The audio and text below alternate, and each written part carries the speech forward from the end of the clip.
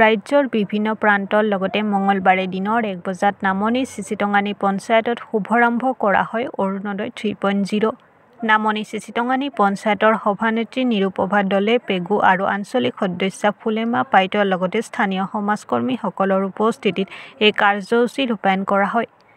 আমি ভাল পাইছোঁ, ধন্যবাদ দিছোঁ আমাৰ জোনাই সমষ্টিৰ বিধায়ক বন্দিপু ছাৰক আৰু অসমৰ মুখ্যমন্ত্ৰী হিমন্ত বিশ্ব শৰ্মা ছাৰক আৰু ভাৰতৰ প্ৰধানমন্ত্ৰী নৰেন্দ্ৰ মোদী ছাৰক আমি ধন্যবাদ দিছোঁ। আমাৰ পাৰ্টীৰ মহিলাসকলক যেতিয়া পাৰ্টীসকলক মানে উদ্যমিতা আঁচনি দি চাওক আৰু অৰুণোদয় পাইছোঁ আমি তাৰ দিনতে আমি চৰকাৰতে আমি ৰাজপথটো বাদ হৈছে যিকোনো ক্ষেত্ৰতে আমি আগবাঢ়ি আছোঁ আৰু তাকে অহা পৰিকল্পনাত 2026 চনতো আমি তাকে জিকাম আৰু জিকাবই লাগিব আৰু জিকামে আৰু লাগে আহি চৰকাৰখনে আমি লাগে।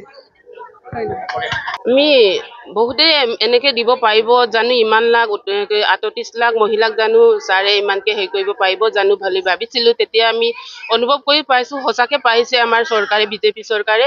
সেইকাৰণে চৰকাৰক ধন্যবাদ দিছোঁ। আমাৰ অৰুণোদয় আঁচনিবিলাক যেন ভালকে আমাক প্ৰত্যেক মহিলাক যে দিব পাৰিছে সেইকাৰণে বহুত ভাল ধন্যবাদ দিছোঁ নৰেন্দ্ৰ মোদী ছাৰলৈ, হিমন্ত বিশ্ব শৰ্মা ছাৰলৈ তেনেকে আৰু আমাৰ ইয়াৰ MLA ছাৰলৈ ধন্যবাদ জনাইছোঁ। আমি ইয়াৰ পৰা বহুত উপকৃত হ'ম বুলি ভাবিছোঁ। অৰুণোদয় পাই আমি বহুত সুবিধা পাইছোঁ।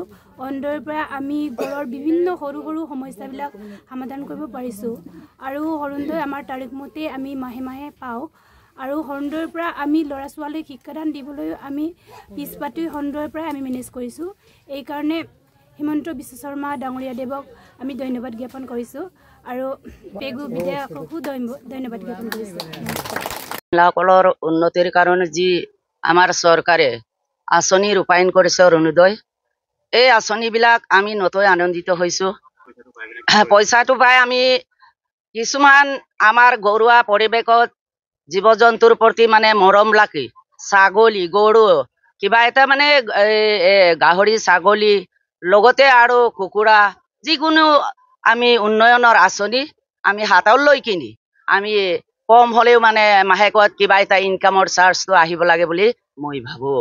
আৰু এই লৈ আমি ল'ৰা ছোৱালীৰ প্ৰতি যিকোনো সা সুবিধা অসুবিধা আমি দূৰ কৰিব পাৰিম বুলি আমি অন্তৰে মানে বহুত অভিনন্দন জনাইছোঁ আৰু আন্তৰিকতা লাগিছে আৰু ভাল লাগিছে।